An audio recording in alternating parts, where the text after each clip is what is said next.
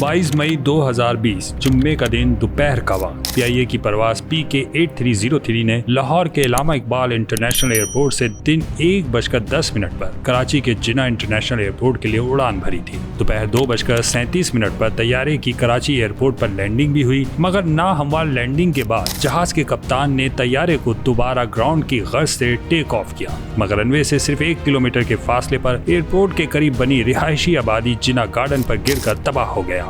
Ground की कोशिश के दौरान तैयारा जिना गार्डन के एक मकान की बलाई मंजिल पर सीमेंट से बनी पानी की टंकी से टकराया था। दीगर मकानों पर जोरदार आवाज के साथ गिरा, जिसकी वजह से कई मकानात मुकम्मल और जुज़वी तौर पर मुतासिर हुए और घर के बाहर पार्क की गई कई गाड़ियां और मोटरसाइकिलों को भी नुकसान पहुंचा। हादसे में अमले के 8 अरकान समेत 97 अफराद जाँ बहक हुए थे। तैयारा हादसे में जिंदा बच जाने वाले बैंक ऑफ पंजाब के सदर जफर मसूद और पेशे के एतबार से मैकेनिकल इंजीनियर मोहम्मद जुबैर नामी मुसाफिर खुशकिस्मत रहे। हादसे की तहकीकाती रिपोर्ट के मुताबिक PIA का तैयारा 10 से 11 साल पुराना था। एयर ट्रैफिक कंट्रोलर ने बदकिस्मत पायलट सज्जाद गुल को बताया था कि जहाज की बुलंदी ज्यादा है, 1800 फुट के बजाय जहाज 3000 फीट पर था। ट्रैफिक कंट्रोलर के मुताबिक पायलट ने कहा कि वो ऊंचाई और स्पीड कंट्रोल कर लेंगे। इस दौरान जहाज ने रनवे को टच डाउन किया, लेकिन ये खौफनाक टच डाउन था। तैयारे का दाएं इंजन जोरदार आवाज से रनवे से टकराया था और इसके बाद बायां इंजन भी टकराया। जहाज ने रनवे पर हेली लैंडिंग की कोशिश की और कई मीटर दूर तक रगड़ता चला गया। स्पीड ज्यादा होने के बायस पायलट ने टेक ऑफ करके गो राउंड का फैसला किया। गो राउंड के दौरान पायलट और कंट्रोल टावर में 1 मिनट 16 सेकंड तक राब्ता रहा।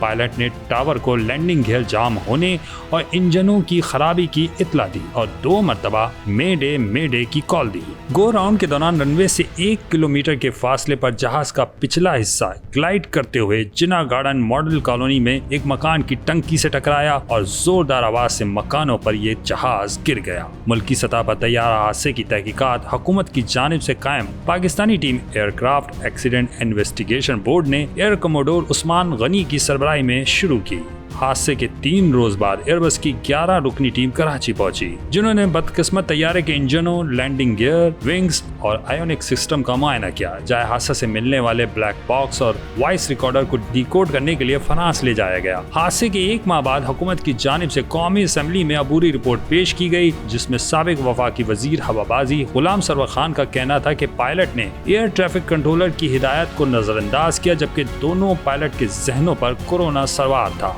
दिमागी तौर पर गैर हाजिर और हद से ज्यादा खुद एतमादी का शिकार थे। हादसे के चंद रोज बाद वजीर आजम हाउस में इस हवाले से एक इजलास हुआ, जिसमें PIA के उस वक्त के chief executive air vice marshal Arshad Malik ने साबिक वजीर आजम से शिकवा किया कि हादसे के बाद उन्हें दुनिया भर से ताज़ियती फोन कॉल्स और मकतूब मौसूल हुए, मगर वजीर आजम ने उनसे ताज़ियत नहीं की, जिसकी वजह से इस इजलास का माहौल कशीदा हो गया। इस इजलास में पायलट के लाइसेंस का मामला भी उठाया गया कि सिविल एविएशन इस पर कोई फैसला नहीं दे रही है। हादसे के 1 माह बाद एक अबूरी रिपोर्ट पेश की गई और कॉकपिट में होने वाली गुफ्तगू वजीर शहरी हवाबाजी गुलाम सरवर खान समेत दीगर हुक्काम को सुनाई गई। कौमी असम्बली में उस वक्त के वफाकी वजीर हवाबाजी गुलाम सरवर खान ने इस मामले पर ब्रीफिंग दी, जिस पर तमाम काबीना ने जाली लाइसेंस वाला मामला कौमी असम्बली में उठाने का फैसला किया। वफाकी वजीर बराए हवाबाजी के इस बयान पर कि पाकिस्तानी पायलट्स के मुबैना जाली लाइसेंस होते हैं, मुल्की नहीं बैनुल-अक़वामी मीडिया में भी इसे जगह मिली। बहरहाल इसका असर ये हुआ कि यूरोप ने पाकिस्तानी एयरलाइंस पर पाबंदी आयद कर दी, जिसकी वजह से हजारों पाकिस्तानी पायलट बेरोजगार हो गए। इस हादसे के बाद PIA ने एक अंदरूनी तौर पर सेफ्टी प्रोग्राम मुरत्तिब किया था, जिसमें तैयारा साज कंपनी बोइंग और एयरबस की माउनत से मुख्तलिफ नौयत के डेटा पैरामीटर्स को सेट किया गया,